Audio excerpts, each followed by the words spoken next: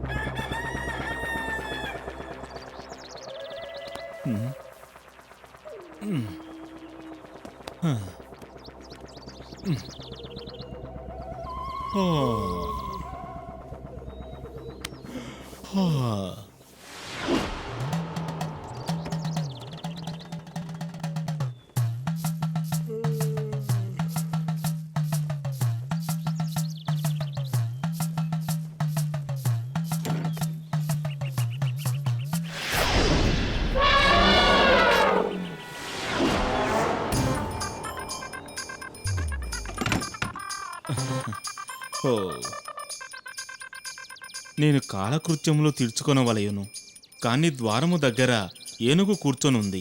నేను వెనక ద్వారం ఉపయోగిస్తాను.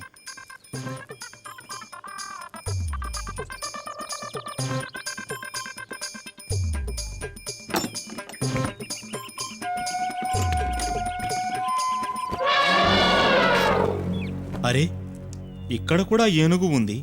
నేను ఏమి చెయ్యాలి?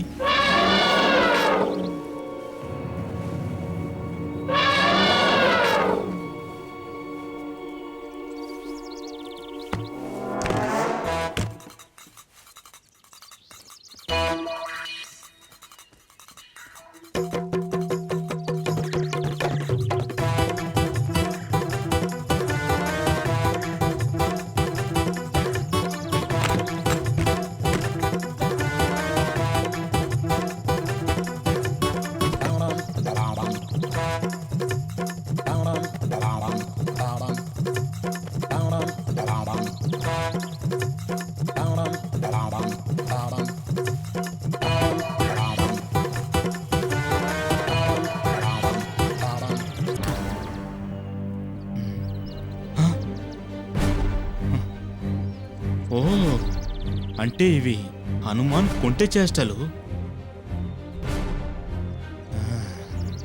హనుమాన్, నేనిప్పుడు నిన్ను శపిస్తున్నాను. నీకు దేవుడిచ్చిన మహోన్నతమైన శక్తులన్నింటినీ ఈ విధంగా వృధా చేస్తున్నావు. నువ్వు వాటిని మర్చిపోతావు. అరే, గురుజీకి కోపం వచ్చినట్టుంది.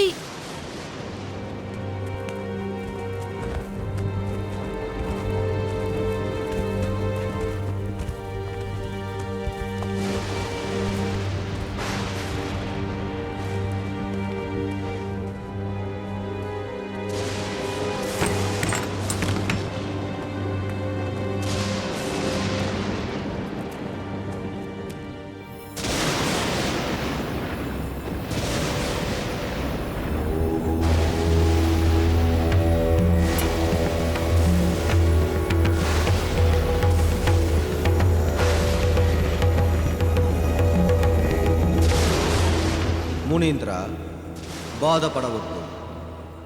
ఇదంతా బాల హనుమంతుడి లీలలు. అంతేకాదు, బ్రహ్మదేవుడు రాసిన విధి.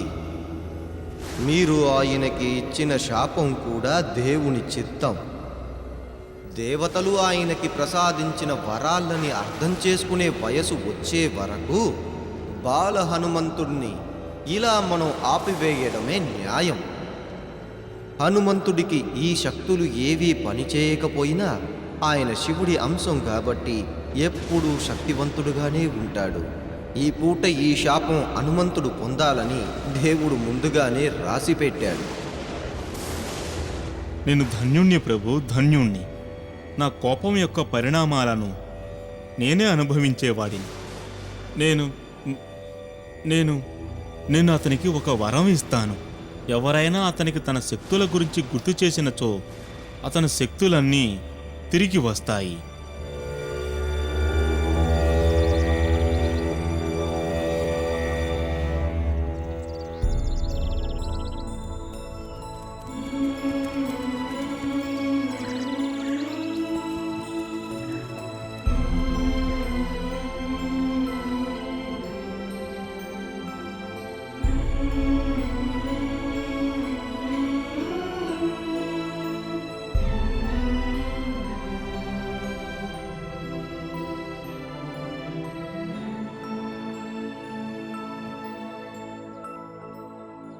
ప్రియా, ఒక వారం నుంచి మన హనుమాన్ కుంట చేష్టల గురించి ఫిర్యాదే లేదు.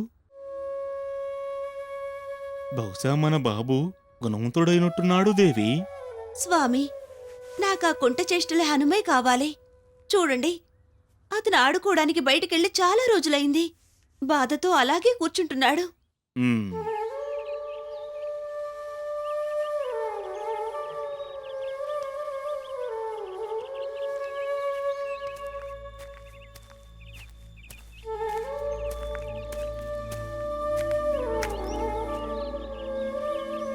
బాబు హనుమాన్, ఎందుకు నిశ్శబ్దంగా కూర్చున్నావు? వెళ్ళి నీ స్నేహితులతో ఆడుకో. నాన్నగారు, నేనిప్పుడు ఆడుకోను, కానీ చదువుకుంటాను. నాకు అన్ని వేదాల గురించి తెలుసుకోవాలనుంది. ఆహా, ఓహో, అది చాలా గొప్ప విషయం బాబు. హనుమాన్ లాంటి శక్తి ఉన్న మరియు తెలివిగల అబ్బాయికి బోధించాలి అంటే నాకు సరైన పండితుడు కావాలి. ఎవరై ఉంటారా పండితుడు?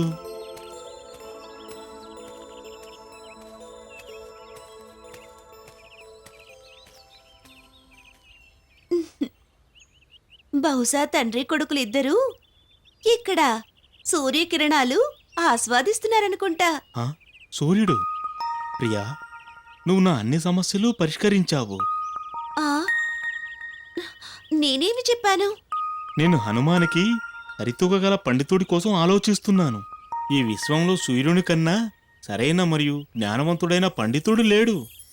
నాన్నగారు, సూర్యదేవుడా? అవును బాబు, కానీ అతని శిష్యుడివవ్వడానికి అతనికి నీవు మొరపెట్టుకోవాలి. మీరేం బాధపడకండి, సూర్యదేవుడు నాకు వేదాల గురించి బోధిస్తాడు.